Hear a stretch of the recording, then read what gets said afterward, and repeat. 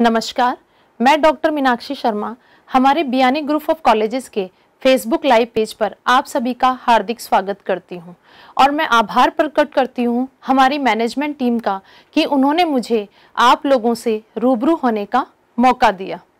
आज का हमारा जो टॉपिक है वह है how to improve our mental health in present scenario and career in yoga. आजकल हम बहुत सारे लोगों को यह कहते हुए सुनते हैं कि हमारा मन बहुत उदास है, मेरा मन कहीं नहीं लगता, चिड़चिड़ापन हो रहा है, उदासी हो रही है, थकान हो रही है, टेंशन हो रही है, फ्रस्ट्रेशन हो रहा है, साथ ही साथ मेंटल स्ट्रेस हो रहा है। ये जो सभी बातें हैं वह हमारे मानसिक स्वास्थ्य को प्रभावित करती हैं। अभी हाल ही में एक रिसर्च में भी है पाया गया है कि हमारे देश में 113 करोड़ जो लोग हैं वह हाइपरटेंशन के शिकार हो रहे हैं और प्रत्येक 4 व्यक्तियों में से एक व्यक्ति जो है वह बीपी का पेशेंट बनता जा रहा है।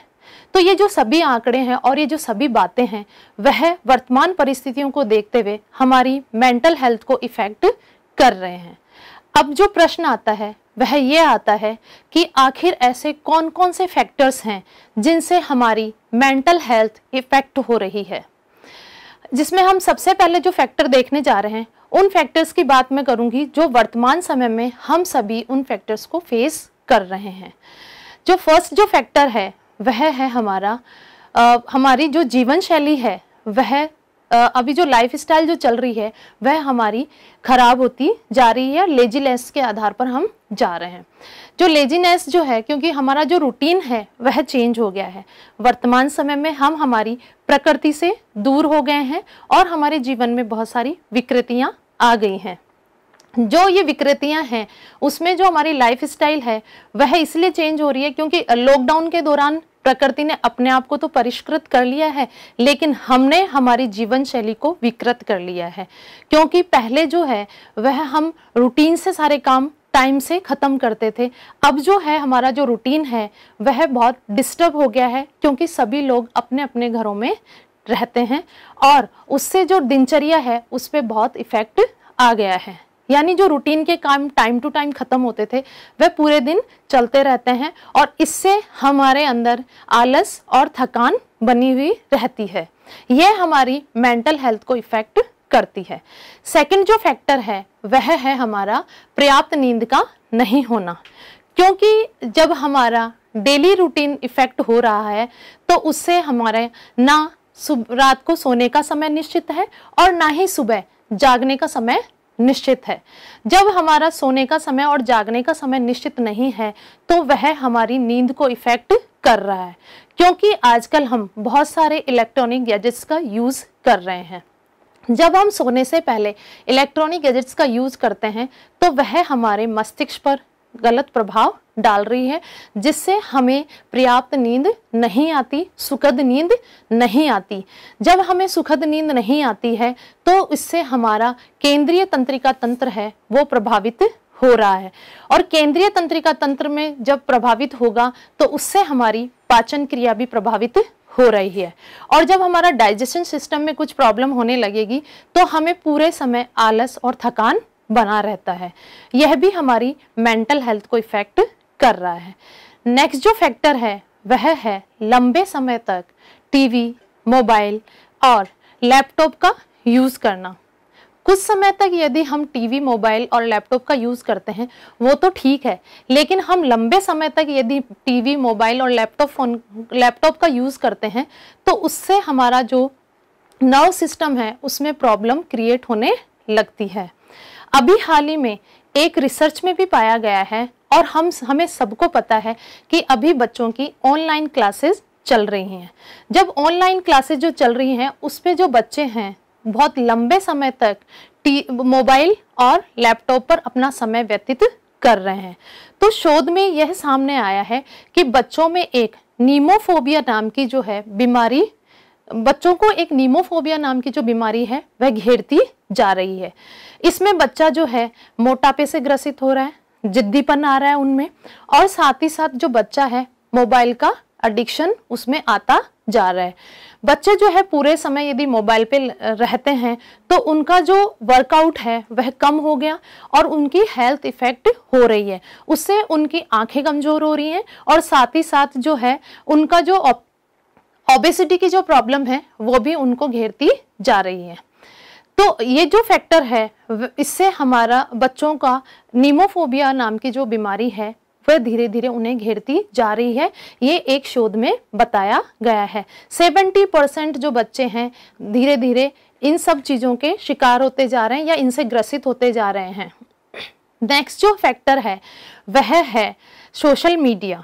आजकल लोग जो हैं लॉकडाउन के दौरान सोशल मीडिया को बहुत ज़्यादा एक्टिव रहने लग गए हैं, क्योंकि इसके दौरान जो है लोगों ने एक नया शौक और पाल लिया है।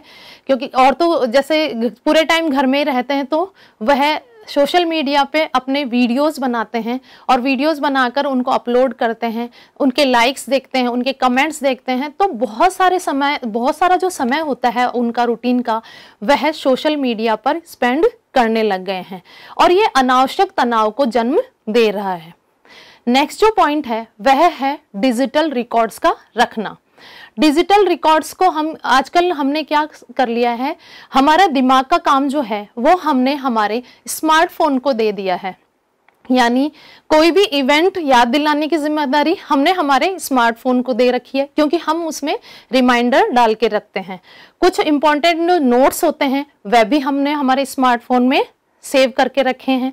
और इवन इस क्या कह सकते हैं कि हमारा दिमाग आजकल स्मार्ट नहीं रहा, बल्कि हमारा जो फोन है वो स्मार्ट हो गया है, जिसकी वजह से हमारी याददाश्त इफेक्ट हो रही है। ये जितने भी जो फैक्टर थे जो मैंने आपको अभी बताए हैं वह हमारी मेंटल हेल्थ को इफेक्ट कर रहे हैं। यदि आप इन फैक्टर्स में से यदि किसी भी एक फैक्टर को आपने अपनी लाइफ में अपना रखा है तो प्लीज आज से ही आप उस आदत को छोड़ दीजिए। ये जो बात थी ये तो थी हमारी मेंटल हेल्थ को इफेक्ट करने वाले कारकों की। अब जो अगला प्रश्न आता है वह यह आता है कि ऐसे हम कौन कौन से कार्य करें जिससे हमारी मेंटल हेल्थ को हम हेल्दी बना सकते हैं। तो भगवान बुद्ध ने भी कहा है कि यदि हमारा मन शुद्ध होगा और मस्तिष्क शांत होगा तो हमें एक ऐसे आनंद की अनुभूति होती है जो एक परछाई की तरह हमारे साथ जीवन पर्यंत रह सकता है। तो ऐसे आनंद की शुद्धता प्राप्त करने के लिए, मन की शुद्धता प्राप्त करने के लिए हमें अपने आप से कुछ श्रेष्ठ संकल्प करने होंगे और उन श्रेष्ठ संकल्पों के आधार पर ही हम हमारी मेंटल हेल्थ को हेल्दी बना सकते हैं, स्वस्थ रख सकते हैं। उसमें हम सबसे पहला जो हमारा जो संकल्प है, मूल मंत्र है, वह है हमारी फिजिकल हेल्थ यानी शारीरिक स्वास्थ्य। हमारा जो रूटीन जब चेंज हो गया तो इसका सबसे ज्यादा जो इफेक्ट आ रहा है वो हमारे शारीरिक स्वास्थ्य पर आ रहा है। हमारी फिजिकल हेल्थ जो है इससे इफेक्ट हो रही है, क्योंकि लोगों का वर्कआउट कम हो गया है और वे फिजिकल अब उन पे ध्यान नहीं दे पा रहे हैं। इसमें एक कहावत भी है कि स्वस्थ शरीर में ही स्वस्थ मन और मस्तिष्क का निवास होता है। तो इस कहावत को चरितार्थ करने के लिए हमें हमारे स्वास्थ्यवर्धक आहार लेना जरूरी है। हमारी जो अनुशासित दिनचर्या है उसको हमें हमारे रूटीन में शामिल करना होगा। टाइम टू टाइम हमें हमारे काम को खत्म करना होगा और कुछ समय जो है वह हमें अपने आप के लिए निकालना होगा। और साथ ही साथ हमारी फिटनेस पे हमें ध्यान देना होगा। उसके लिए हमें योगा, मेडिटेशन और साथ में ध्यान के साथ साथ हमें एक्सरसाइज का भी अपने रूटीन में शामिल करना होगा। उससे हम फिजिकली फिट रहेंगे। जब हम फिजिकली फिट रहेंगे तो हम मानसिक रूप से भी स्वस्थ रहेंगे। नेक्स्ट जो संकल्प है वह है हमारा भावनात्मक कल्याण। भावनात्मक कल्याण जो है वह व्यक्ति में फीलिंग ऑफ वेलबींगनेस होनी जरूरी है, क्योंकि ये जो समय है उस समय हमें हमारे क्रोध और किसी भी प्रकार का जो लोभ है उस पे हमें कंट्रोल करना होगा। उसके लिए मैं आपको एक कहानी के थ्रू मैं आपको ये समझाना चाहूँगी। एक बार कबीरदास जी जो हैं वह अपने आंगन में बैठे हुए थे और एक व्यक्ति उनके पास बहुत ही उदास भाव से आकर बैठता है। कबीरदास जी कहते हैं कि आपकी क्या समस्या है वह मुझे बताइए। तो वह व्यक्ति कहता है कि आजकल मेरी किसी से बनती नहीं है और मेरा बहुत झगड़ा होता रहता है, और सबसे ज़्यादा जो झगड़ा है वह मेरी बीवी के साथ होता है। कबीरदास जी उस व्यक्ति की बात को बहुत ध्यानपूर्वक सुन रहे थे, और सुनने के बाद में उन्होंने अपनी पत्नी को आवाज़ लगाई कि आप मेरे लिए एक जलती हुई लालटेन लेकर आइए। कबीरदास जी की पत्नी ने उनको जलती हुई लालटेन लाकर दी और वो वहाँ से चली गई। व्यक्ति ये सब देख रहा था। उसके थोड़ी देर बाद में ही फिर से कबीरदास जी ने आवाज़ लगाई कि आप कुछ मिठाई लेकर आइए। कबीरदास जी की पत्नी मिठाई की जगह नमकीन देकर चली गई। वह व्यक्ति बहुत गौर से इन सब चीज़ों को देख रहा था कि यह क्या हो रहा है। जैसे वो मन ही मन ये सोच रहा था कि ये कैसी वो है कि ये कबीरदास जी जो हैं वह दिन में जलती हुई लालटेन मंगवा रहे हैं और उनकी पत्नी उन्हें किसी भी तरह का कोई प्रश्न या कोई शिकायत नहीं कर रही है। उसी प्रकार से वह ये भी सोच रहे थे कि जब पत्नी उन्हें मिठाई के बदले नमकीन देकर चली जाती है तब भी कबीरदास जी ने उन्हें किसी तरह की कोई शिकायत नहीं की। यह सब जो है वह व्यक्ति देख रहा था, और सोचते सोचते वह वहां से उठ खड़ा होता है और जाने लगता है। इतनी ही देर में कबीरदास जी बोलते हैं, क्या आपको आपकी समस्या का समाधान मिल गया?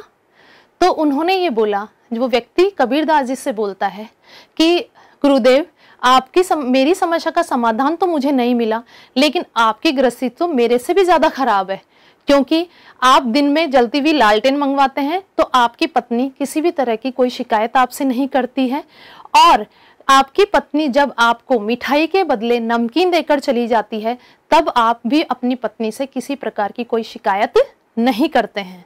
तो कबीरदास जी मुस्कुराए और कहा, यही तो जीवन का रहस्य है जिसको आपको समझना है। तो व्यक्ति बोलता है, इसमें रहस्य की क्या बात है? तो कबीरदास जी ने कहा कि रहस्य की बात तो है ही, आपको हम एक दूसरे पर इतना विश्वास होना चाहिए कि आप एक दूसरे की भावनाओं को समझ सकें। जब मैंने जलती हुई लालटेन अपनी बीवी से मंगवाई तो उन्होंने मुझे ये प्रश्न नहीं किया कि आपको लालटेन क्यों चाहिए, बल्कि उन्होंने मुझ पे वे विश्वास किया कि शायद मुझे उस जलती हुई लालटेन से कोई आवश्यक कार्य होगा। और उसी प्रकार से जब मेरी पत्नी ने मुझे मिठाई के बदले नमकीन लाकर दी तो भी मैंने किसी तरह की कोई शिकायत या कोई प्रश्न उनसे नहीं किया, क्योंकि मुझे भी उनकी भावनाएं समझ में आ गई कि शायद घर में कोई मीठी वस्तु नहीं है जिसकी वजह से वो मुझे नमकीन वस्तु देकर गई हैं। ये जो है यही भावनात्मक कल्याण है।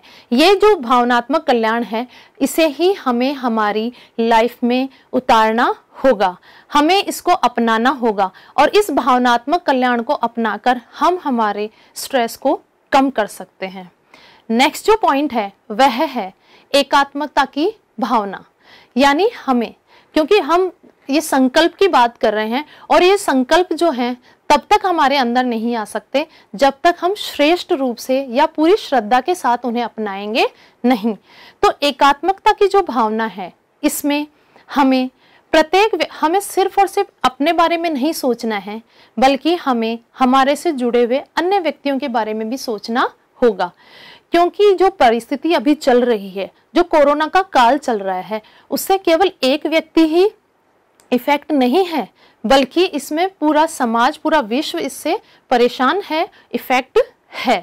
तो हमें अपनी हम जो क्रोध कर रहे हैं, जो हमारा फ्रस्ट्रेशन है, वह हम दूसरों पे निकाल रहे हैं, उससे पहले हमें ये भावना हमारे अंदर लानी चाहिए कि जिस व्यक्ति पर मैं क्रोध निकाल रहा हूँ, जिस व्यक्ति पर मैं फ्रस्ट्रेशन निकाल रहा हूँ, क्या उसकी मानसिक स्थिति इस प्रकार की है जिससे कि वह मेरे क्रोध और फ्रस्ट्रेशन को सहन कर पाए।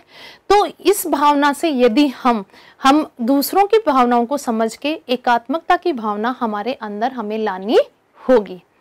नेक्स्ट जो पॉइंट है वो नेक्स्ट जो है हमारा संकल्प, वो है ऐसे कुछ टूल्स हैं जिन्हें हमें हमारी लाइफ में अपनाना होगा, और वो जो टूल्स हैं वह हमें अपने आप को समझने में बहुत सहायता करेंगे। उसमें जो फर्स्ट टूल है वह है हमारा ज्ञान के साधन। ज्ञान के साधनों में हम कोई भी मोटिवेशनल बुक ले सकते हैं, कोई भी मोटिवेशनल वीडियो ले सकते हैं, मोटिवेशनल कोट्स ले सकते हैं, मोटिवेशनल व्यक्ति जो हैं उनकी जो ऑटोबायोग्राफी है उनको हम पढ़ सकते हैं, सुन सकते हैं। इनसे हमें हमें अपने आप को समझने की हेल्प मिलेगी, क्योंकि उनकी जीवनी से हम प्रेरित होंगे और हमें समझ में आएगा कि जो परिस्थितियां हमारे साथ हो रही हैं शायद उन लोगों से तो कम ही है, जो समस्याएं हमारे साथ हैं उन लोगों से तो कम ही हमारे साथ होंगी। और यदि कोई भी समस्या हमारे सामने है भी तो हम अपने आप को, अपने मस्तिष्क को, अपने मन को शांत कर पाएंगे। नेक्स्ट जो टूल है वह है अनुशासित दिनचर्या के साथ साथ आध्यात्मिक भावना का जागृत करना। आध्यात्मिक भावना को जागृत करने में हमें ईश्वर के प्रति ये विश्वास होना चाहिए कि जो ईश्वर ने ये जो समय दिया है हमें, वह मेरे साथ ही नहीं है बल्कि पूरे विश्व इससे ग्रसित है। इसलिए हमें हमारे जो भी अच्छे बुरे जो कर्म हैं वह हमें ईश्वर को समर्पित कर देने चाहिए और उस ईश्वर के चरणों में हमें वंदन करना चाहिए, निवेदन करना चाहिए कि भगवान आपने हमें स्वस्थ बनाए रखा है, आपने हमें जीने का आधार दे रखा है, उसके लिए आपका बहुत बहुत धन्यवाद। और स्पिरिचुअल जो शक्ति बढ़ाने के लिए हमें स्पिरिचुअल मेडिटेशन करना बहुत ज़रूरी है। जो स्पिरिचुअल जो मेडिटेशन जब हम करेंगे तो इससे हमारे मस्तिष्क में चलने वाले जितने भी विचार हैं उनमें रुकावट आएगी और हमारा मन शांत होगा। नेक्स्ट जो टूल है वह है आत्मनिरीक्षण, यानी अपने आप का निरीक्षण करना। कई बार हमारे सामने ऐसी समस्या आती है कि हम सोचते हैं कि बहुत परेशान से रहते हैं, ये समस्या है, ये समस्या है, ये भी समस्या मेरे साथ ही क्यों हो रही है, ऐसा मेरे साथ ही क्यों हो रहा है। बहुत सारी समस्याओं से हम अपने आप को घिरा हुआ महसूस करते हैं। तो उस समय हमें अपने आप से, अपने सारे कामों से एक बार ब्रेक लेना होता है और ब्रेक लेने के बाद में सिर्फ और सिर्फ हमें अपने बारे में अपना निरीक्षण करना चाहिए कि जो इन समस्याओं को मैं इतना गंभीर मान रहा हूं, क्या वह समस्या इतनी गंभीर है या नहीं। क्यों, जब हम उस समस्या के बारे में सोचेंगे, अपना निरीक्षण करेंगे, अपना सेल्फ इंट्रोस्पेक्शन करेंगे, तब हमें उस समस्या की जड़ का पता लगेगा और जब हम उस जड़ तक पहुंच जाएंगे तो उस समस्या का समाधान भी हमें मिल जाएगा। इसको मैं एक कोट से पूरा करना चाहूंगी इस बात को कि यदि हम स्वयं से बहस करते हैं तो हमारे जितने भी सवाल हैं उनके जवाब हमें मिलते हैं, और यदि हम दूसरों से बहस करते हैं तो फिर कई नए सवाल खड़े हो जाते हैं। तो जब हम हमारी गलतियों के वकील बन जाते हैं और दूसरों की गलतियों के जब जज बन जाते हैं तो फैसले नहीं होते बल्कि फासले बढ़ जाते हैं। तो हमें आत्मनिरीक्षण करके जो भी हमारी समस्याएं हैं उनका समाधान स्वयं को ही निकालना होता है। यह तो बात थी हमारी मेंटल हेल्थ की। अब हम बात करते हैं हमारे सेकंड एस्पेक्ट की, कैरियर इन योगा। कोरोना काल के दौरान योगा का जो महत्व है बहुत अधिक बढ़ गया है, क्योंकि योगा और प्राणायाम के माध्यम से हम हमारी प्रतिरक्षा प्रणाली एवं श्वसन तंत्र को मजबूत रख सकते हैं। उसी प्रकार से शिक्षा के क्षेत्र में भी योग को लेकर बहुत सारे रोजगार के विकल्प उपलब्ध हैं। इसके दो फायदे हैं। यदि हम योग को अपने कैरियर के रूप में ऑप्ट करते हैं, चुनते हैं, तो इसके दो महत्वपूर्ण फायदे हैं। जो एक तो हम फिजिकली फिट रहेंगे और हम अपनी हेल्थ को लेकर अवेयर रहेंगे, और साथ ही साथ हमारा सोर्स ऑफ इनकम का जरिया भी है बनेगा। जो इसके लिए हमें सबसे पहले योग प्रशिक्षण पाठ्यक्रम को पूरा करना होगा। उसके लिए हमें 1 ईयर का डिप्लोमा कोर्स या फिर डिग्री कोर्स करना होगा। उसके बाद ही हम योग को अपने करियर के रूप में अपना सकते हैं, रोजगार के रूप में अपना सकते हैं। जो बहुत सारे विकल्प हैं ऐसे योगा के अंतर्गत जो हम अपने कैरियर के रूप में अपना सकते हैं। उसमें जो है एज ए हम yoga teacher, as a yoga instructor trainer, as a yoga चिकित्सक, as a yoga therapist, as a yoga event organiser और एज ए योगा रेडियो प्रबंधक के रूप में कैरियर को अपना सकते हैं, विकल्पों का चयन कर सकते हैं।